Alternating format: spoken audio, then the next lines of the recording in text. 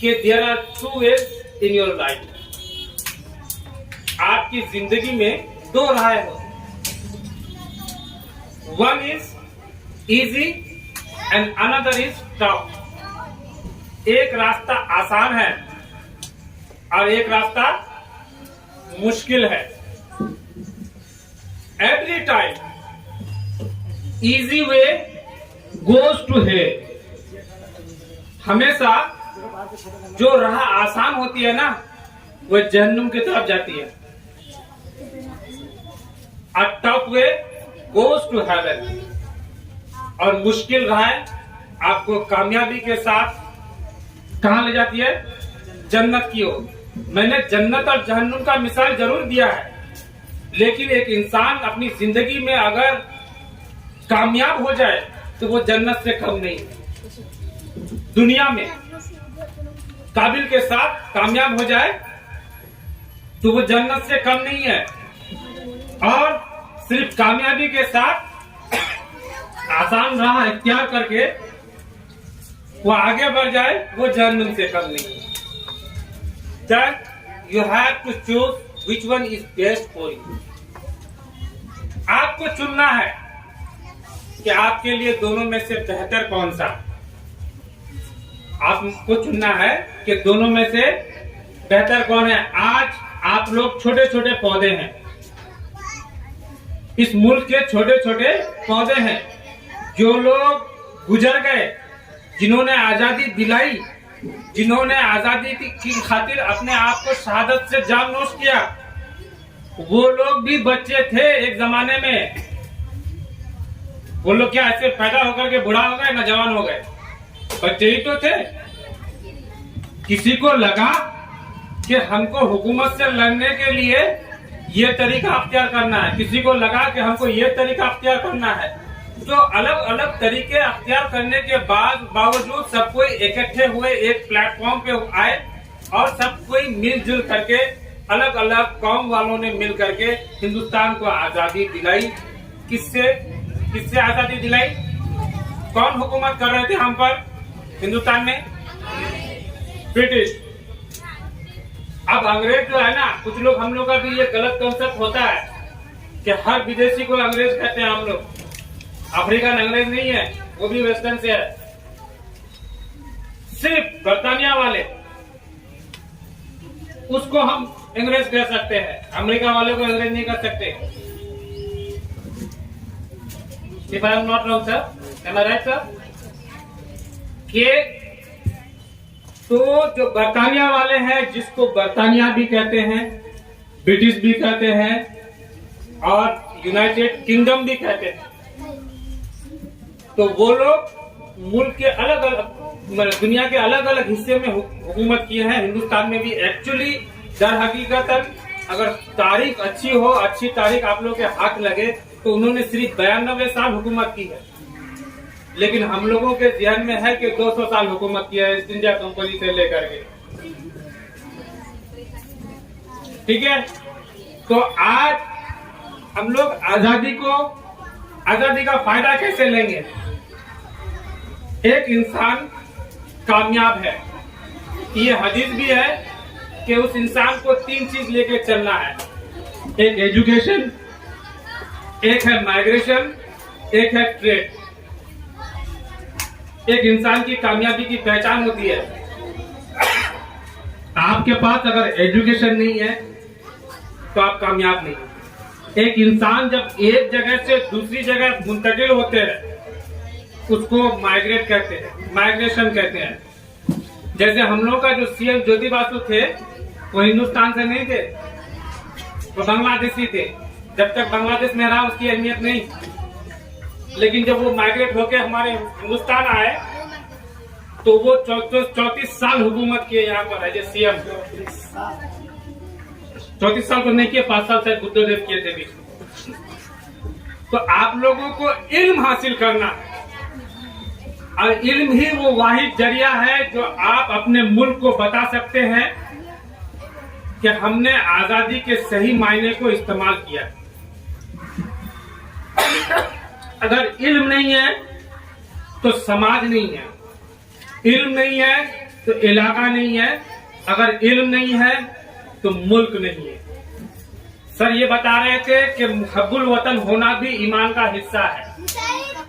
बेशक हम अगर हिंदुस्तानी हैं तो हमारा फर्ज बनता है कि हम हिंदुस्तानी होकर हिंदुस्तान की गीत गाएं, हिंदुस्तान से मोहब्बत करें, भले कोई करे या ना करे। और एक बात मैं आप लोगों से वाजे कर दूं कि आप लोग इस दौर के बच्चे हैं, बराए करम अपने जहन और दिमाग के दिल में किसी भी कोने में इस बात को कभी जन्म मत दीजिएगा कि मैं मुसलमान हूँ, फला हिंदू है, फलाना सिख है, फलाना ईसाई है। दूसरे मजहब से कभी नफरत मत करना, वरना नफरत हमेशा आपको गर्क कर देगा। नफरत की बुनियाद पर आज तक किसी भी ना तो हुकूमत बनी है, ना कोई तारीख में कभी किसी चीज की जो है भलाई हुई है। नफरत हमेशा इंसान को बर्बाद कर देता है। तो हमें चाहिए, टाइम है 5 मिनट, तो हमें चाहिए कि आजादी को सही तौर पर इस्तेमाल करने के लिए सर ने जो बातें कही, इनकी बातों को नसीहत के तौर पर, या आप लोग वो तबर्रुक के तौर पर होता नहीं है। तबर्रुक क्या होता है कि कोई खुरमा बांटता है, कोई शेरनी बांटता है, कोई कुछ और बांटता है। किसी भी तौर पर लो, लेकिन अपनी जिंदगी में उन बातों को अहमियत दो। आज अगर हम लोग कामयाब हैं तो इसकी वजह है कि माँ बाप की दुआओं के साथ असातिज़ा का भी बहुत बड़ा हाथ है। जिस कुछ दिन पहले मेरे एक खास दोस्त आलिमों को गाली दे रहे थे, हम लोगों को, उस्तादों को, हम लोग टीचर्स को गाली दे रहे थे। मैंने उसे कहा, जब उन्होंने बहुत सारी बातें कह दी, ऐसी ऐसी बातें कह दी, मैं खामोश रहा। जहां अपनी बात ना चले वह खामोशी भी एक हथियार होता है, ये बात भी याद रखना। खामोश रहे। बाद में मैंने उन्हें कहा कि आपने अगर जिंदगी में पहला हर्फ अलिफ किसी से पढ़ा है तो वो कोई आलिम होगा। आपने अगर जिंदगी में पहला हर्फ अलिफ पढ़ा होगा तो वो कोई आलिम होगा। और मेरे ज़हन मुताबिक, मेरे जानकारी के मुताबिक, अगर वो आलिम मर भी जाए तो इसाले सवाब उसकी जिंदगी में लिखी जाएगी। अगर मैं टीचर हूं, मैं अगर आपने जिंदगी में किसी से ए पढ़ा होगा तो वो एक टीचर रहा होगा। तो इसलिए माँ बाप के बाद उस्तादों का भी हक बनता है, बहुत बड़ा हक है आप पर। तो इन लोगों की, आप लोगों को जो इल्म दे रहे हैं, जो तालीम दे रहे हैं, इसको लेने के साथ साथ इसको ज़हन में भी बैठाओ कि सर क्या कहना चाहते हैं, तभी आपको आजादी के मायने समझ में आएंगे। आज आप लोग खुली सांस ले रहे, उस वक्त लोग भूख से मर रहे थे। ऐसा नहीं कि लोग अनाज पैदा नहीं करते थे, अंग्रेज जब हुकूमत करते थे, ऐसा नहीं कि लोग आज की तरह फसल नहीं किया करते थे, लेकिन लगान इतना बड़ा था, वसूली इतना बड़ा था कि वो दे करके उसके यहाँ खाने के लिए कुछ नहीं बचता था कि अपनी आल औलादों को खिलाए और उसको पाले। लोग भूख से मरते थे, लोग उसके जुल्म से मरते थे।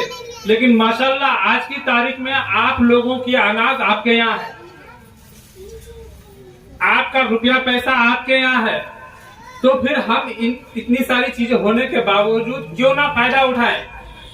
आज जगह जगह तालीम गाह खुली हुई है, जगह जगह कोचिंग सेंटर खुले हुए हैं, जगह जगह अच्छे अच्छे इंस्टीट्यूट खोले हुए हैं। तो ऐसी जगह में अब जैसे यहाँ आप लोग आए हैं ना, तो क्या यहाँ आकर के आप लोगों का लॉस है? लॉस है? तो फायदा क्या है? फायदा क्या है? अगर लॉस नहीं है तो फायदा बनो। फायदा क्या है कि ये जितने भी बैठे हुए हैं, ये लोग आज कामयाब है अपनी काबिलियत के बलबूते पर। और इन लोगों को कामयाबी तभी मिली है जब एक दौर में आप ही लोगों की तरह हम लोग भी सामने बैठ करके सुना करते थे। हमारे टीचर्स, हमारे गार्जियंस, हमारे जो बेहतरीन लोग थे, वो लोग जो हम लोगों को सबक दिया करते थे, हम लोगों ने उसको सिर्फ घर में जाकर के किताब के तौर पर समेट के नहीं रखा, दिल के किसी कोने में रखा, जहन के किसी कोने में रखा। और वही बात है, मैंने क्या कहा कि आप कामयाब हो जाओगे जब झूठ को झूठ तस्लीम करोगे और सच को सच तस्लीम करोगे। इसीलिए मैं आखिर में यही बात कहूंगा कि आजादी की ये 75वां साल आप लोगों को बहुत बहुत मुबारक हो, और अल्लाह करे कि ये आजादी के दिन हमें मौत तक दिखे। फिर से हमारी गफलत की वजह से, हमारी वाहियाना हरकत की वजह से कोई हम पर हुकूमत ना कर बैठे, हमारी आवाज ऊंची ना हो गलत बातों के खिलाफ, और हम गलत चीजों को देख करके फिर से गुलाम ना बन जाए। इसीलिए जहां जहां आप लोगों को लगे कि ये गलत है तो उसे गलत बयानी करो, गलत मानो। और आप लोग लड़की लोगों से मैं एक ही बात कहना चाहूंगा कि सर जो कह रहे थे कि ऐसी ऐसी बात है, तो हम आलिम नहीं है, हमें हदीस बयान करने की जरूरत भी नहीं होनी चाहिए, जरूरत भी नहीं होनी चाहिए। पता नहीं कि दो चीजें बड़ा खतरनाक है, क्या एक जबान से निकली हुई बात, एक कलम से लिखी हुई बात। ये अगर शाये हो जाए ना तो बहुत खराब हो जाता है कि शायर और मुकर्रिर जो है और खताबत करने वाले की जबान कब फिसल जाए कि कुफर कलाम तक पहुंच जाए। आप लोग घर से निकलते हैं, खवातीन के लिए आवाज भी पर्दगी है, उसका चलना भी पर्दगी है। जब आप लोग घर से निकलते हैं किसी अच्छी नीयत के लिए तो फरिश्ते आप पर रहमत भेजते हैं। जब गलत ख्याल से, गलत सोच से मजार में जाना, पीर में जाना, इधर जाना, बाजार जाना, तो कसम वल्लाह हम लोग मर्दों पर लानत नहीं होती है, आप लोगों पर लानत होती है, आप लोगों पर लानत भेजी जाती है। हम लोगों पर जब मर्द घर से निकलता है तो रिस्क उसके साथ निकलता है, लेकिन आप लोग जब निकलते हैं किसी गैर इरादे से, अपने जो है फैशन को दिखाने के लिए, अपने जिस्म को दिखाने के लिए, अपने उल्टी सीधी हरकत को दिखाने के लिए आप लोगों पर लानत होती है। तो आखिरी एक चुटकुला है जो सर बोल रहे थे, खवातीन और लोगों शोहर के बीच में।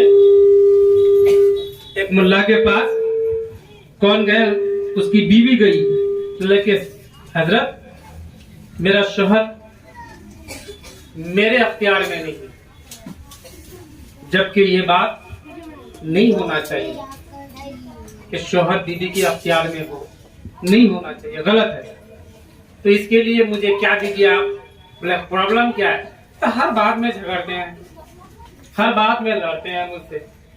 बोले काम करो, ये तावीज लो और इसको अपने दांतों में चबा के रखना, दोनों दांतों के दरमियान चबा के रखना कम से कम 15 दिन तक। अगर आपका शोहर कुछ बोले फिर भी जवाब मत देना, अगर तुम जबान खोलोगे तो ताबीज निकल जाएगा वहां से। 15 दिन के बाद वो खातून बिरयानी के साथ पका उका करके उस मुल्ला के पास बोला कि आपका ताबीज नुस्खा जो है बड़ा काम आया मुझे। बोला क्यों? बोला 15 दिन से मेरा शौहर मुझसे लड़ नहीं रहा। बोला अरे बेवकूफ औरत, वो मेरे ताबीज का कमाल नहीं है, तुम्हारा मुंह बंद था इसलिए तुम्हारा शौहर तुमसे झगड़ा नहीं कर रहा। देखिए, कामयाबी के लिए एक बात का होना काफी है, एक अच्छी बात का होना काफी है। हजारों बातों को लेकर आप कामयाब नहीं भी हो सकते, लेकिन अगर दिल के कोने में आपकी एक बात बैठ गई ना, कसम अल्लाह कहता हूं कि कामयाबी आपसे कहीं नहीं जाएगी। ठीक है।